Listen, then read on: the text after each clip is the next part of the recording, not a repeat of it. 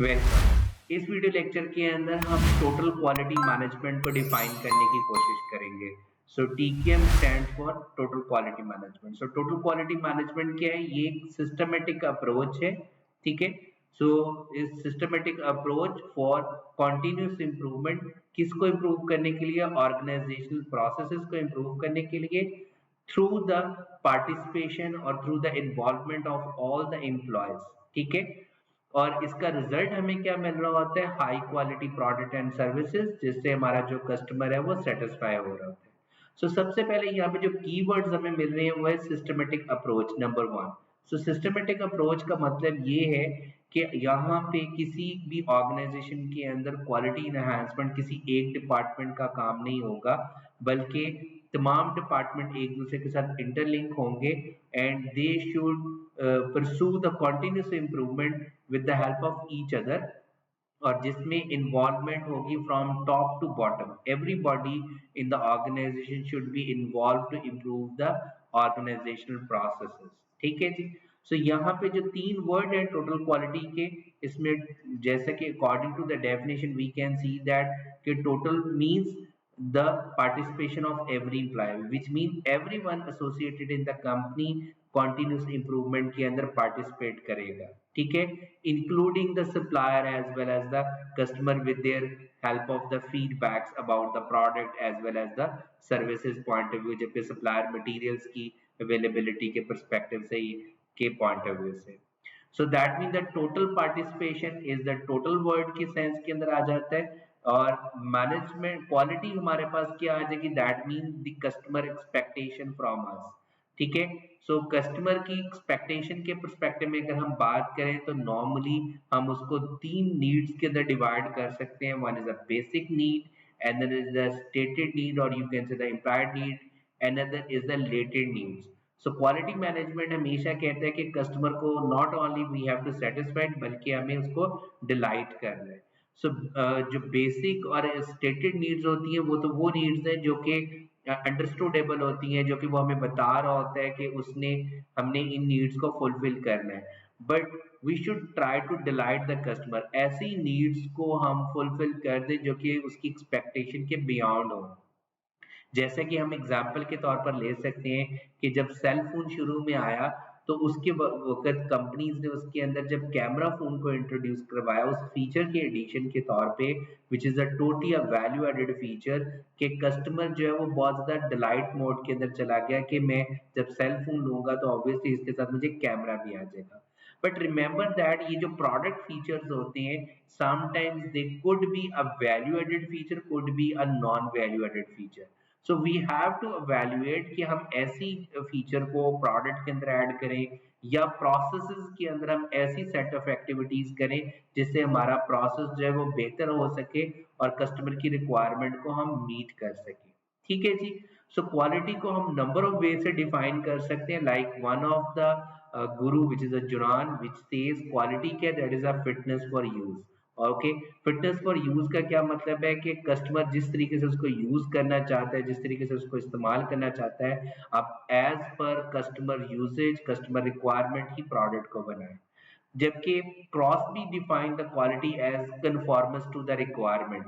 सो जब हम कन्फॉर्मस to the requirement की बात करते हैं तो हम दोनों एंगल में बात कर सकते हैं, manufacturer as well as the customer, कि हमने प्रोडक्ट जब भी बनानी है या जब भी सर्विसेज बनानी है तो वो as per the requirement of the customer हमें बनानी चाहिए। तो उसमें हमारे प्रोसेसेस की कैपेबिलिटी लेवल्स क्या है? So that mean quality ultimately obviously focus किसको कर रहा होता है? Need of the customer. So though that need could be the internal or the external, but generically we are talking about the consumer or you can say the external customers of our organization. At the end we have the management, that is basically we are talking about the, when we are talking about the total participation of all the employee from top to bottom, that means हमें अपनी top management से fully commitment required होगी कि जब हमने अपने processes की quality को इम्प्रूव करना है, क्योंकि उसके अंदर हमें मे बी कुछ चेंजेस करनी पड़ रही हो। So that's why the commitment of the management is very important, specially the top management. So I hope you got the idea कि हम टोटल क्वालिटी मैनेजमेंट बेसिकली है क्या। ओके। सो अगर हम फिलोसफिकल वे के अंदर बात करें, so the ultimate target of the total quality management क्या होता है कि हमने ठीक चीज को करने, फर्स्ट टाइम में वो ठीक चीज करनी है और एवरी टाइम हमें ठीक चीज को प्रोड्यूस करना है। So doing the thing right at the first time and every time. So TKM जैसे मैंने पहले बताया कि बेसिकली ये कल्चरल चेंज की बात करता है। So that mean in a total quality management culture जो रिस्पॉन्सिबिलिटी है दैट इज पुश डाउन, ठीक है। मीन आप अपने लोगों को एम्पावर करते हो जो कि बेसिकली आपके प्रोसेसेस को, आपके सर्विसेज को जो है वो इम्प्रूव कर रहे होते हैं, ठीक है। सो जो कि अपनी उस उनको रिस्पॉन्सिबिलिटी देने से आप अपने प्रोसेसेस को जो है वो बेहतर कर सकते हो, प्रोडक्ट की क्वालिटी को बेहतर कर सकते हो। सो दैट्स वाई हम कहते हैं कि टीकेएम हमेशा जो है वो प्रोसेस को फोकस कर रहा होता है इंस्टेड ऑफ प्रोडक्ट या सर्विसेज को, because once we improve the process we would be able to improve the quality of our services, quality of our product, quality of our employees job, ठीक है जी। सो TKM जो है वो कहते हैं कि क्लियर कटली, क्योंकि इम्पावर कर रहा होता है लोगों को, इसलिए वो सेपरेट करता है, ठीक है, इम्प्रूवमेंट प्रोसेस को from the personalities and ego. So that mean वो जो टॉप डाउन अप्रोच होती है कि टॉप मैनेजमेंट सीईओ बात कर रहा होता है, डायरेक्टर से डायरेक्टर बात कर रहा होता है, आपके मैनेजर से मैनेजर बात कर रहा होता है, सुपरवाइजर से, इसको एलिमिनेट करती है और ओपन कम्युनिकेशन करती है, ठीक है, ताकि आप इजीली कम्युनिकेट कर सको। Even worker can communicate with the top management, okay, in order to improve their processes.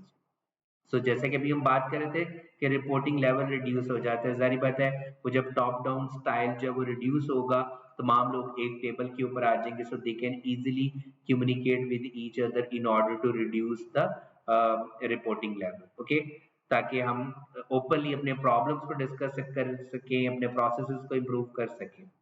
So management role जो है वो शिफ्ट हो जाता है towards coaching, okay, towards teaching.